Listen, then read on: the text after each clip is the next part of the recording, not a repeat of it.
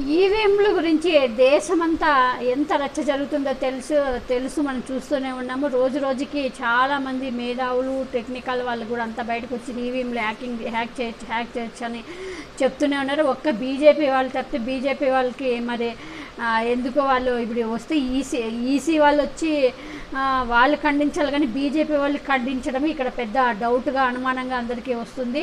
ఏపీలో అయితే పురంధేశ్వరిని దించాడు రంగంలోకి చంద్రబాబు నాయుడు. ఇంకా ఆయన రాజీవ్ కుమార్ని ఎవరో బీజేపీ ఆయన కూడా వచ్చి నిన్న ఖండించడం కూడా చూసాము. ఇప్పుడు ఈవీఎం ఇంకొకరు ఇంతకుముందు చూసాము, అత్యంత ధనికుడైన ఎలాన్ మాస్క్ కూడా మాట్లాడడం కూడా చూసాము. ఇప్పుడు ఈ ఎలక్ట్రికల్ మీద బాగా పట్టున్న అతను ఈవీఎంలను హ్యాక్ చేయొచ్చను శామ్ పిట్రోడా ఆసక్తికర ట్వీట్ చేశారు. ఎలక్ట్రానిక్ ఓటింగ్ మిషన్ను ఈవీఎం హ్యాక్ చేసే అవకాశం ఉంటుందంటున్నారు కాంగ్రెస్ నేత శామ్ పిట్రోడా. నేను 60 ఏళ్లుగా electronics, telecom, IT, software, complex system వంటి మరెన్నో రంగాల్లో కీలకంగా ఉన్నాను. ఈవీఎం వ్యవస్థను జాగ్రత్తగా అధ్యయనం చేశారు. ఈవీఎంలను తారుమారు చేయడం సాధ్యమేనని పిట్రోడా సాంప్రదాయ బ్యాలెట్ ఉత్తమ విధానం అని సోషల్ మీడియా ప్లాట్ఫామ్ ఎక్స్లో ఒక పోస్ట్ షేర్ చేశారు పిట్రోడా. టెలికమ్యూనికేషన్ పరిశ్రమలో ప్రఖ్యాతిగాంచిన శామ్ పిట్రోడా మేలలో ఇండియన్ ఓవర్సీస్ కాంగ్రెస్ చైర్మన్ పదవి రాజీనామా చేశారు.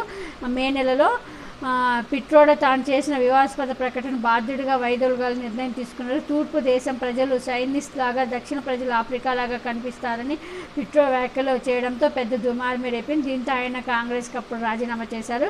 ఇదిలా ఉంటే ఎలాన్ మాస్క్ కూడా ఎలక్ట్రానిక్ ఓటింగ్ మిషన్పై ఆందోళన వ్యక్తం చేశారు. A1 లేదా మనుషుల ద్వారా ఈవీఎంలను హ్యాక్ చేసే ప్రమాదం ఉందని అన్నారు ఎలాన్ మాస్క్. కాంగ్రెస్ నేత రాహుల్ గాంధీ కూడా ఎలాన్ మాస్క్ చేసిన వ్యాఖ్యలను సమర్థించారు. జవాబుదారీతనం లోపించినప్పుడు ప్రజాస్వామ్యం కేవలం ముఖభాగంగా మాత్రమే ఉంటుందన్నారు. మోసపూరిత చర్యలకు గురయ్యే ప్రమాదం ఉందని హెచ్చరించారు. హెలికాప్టర్లో ఉండే బ్లాక్ బాక్సులతో పోల్చారు ఈ ఈవీఎంలు అన్నమాట రాహుల్ గాంధీ గారు. గత కొద్దికాలంగా ఈవీఎంలపై విపక్షాలు ఆందోళన చేస్తున్నాయి. వీవీప్యాట్లను 100% లెక్కించాలని డిమాండ్ చేస్తున్నారు. మరి దీనిపైన ఈసీ ఇంతవరకు మౌనం వీడలేదు. మరి చూడాలి.